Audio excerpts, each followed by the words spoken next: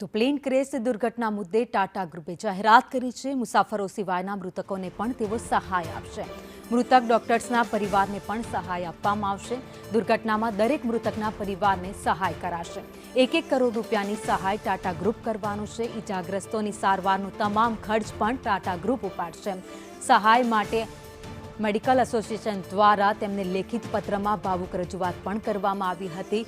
જો કે અગાઉ ટાટા ગ્રુપ દ્વારા જે પ્લેનમાં સવાર જે યાત્રીઓ હતા જેમના મોત થયા તેમને 1 કરોડ રૂપિયાની સહાય કરવામાં આવી હતી। ત્યારબાદ રજૂઆત કરવામાં આવી મેડિકલ એસોસિએશન તરફથી પત્ર લખીને કે જે ડોક્ટર્સ છે, જે ઇન્ટર્ન ડોક્ટર્સ હોસ્ટેલમાં હતા અને જેમના મોત થઈ ગયા છે તેમને પણ ટાટા ગ્રુપ તરફથી સહાય કરવામાં આવે અને ત્વરિત નિર્ણય ટાટા ગ્રુપ દ્વારા લેવામાં આવ્યો છે અને 1 કરોડની જાહેરાત કરવામાં આવી છે।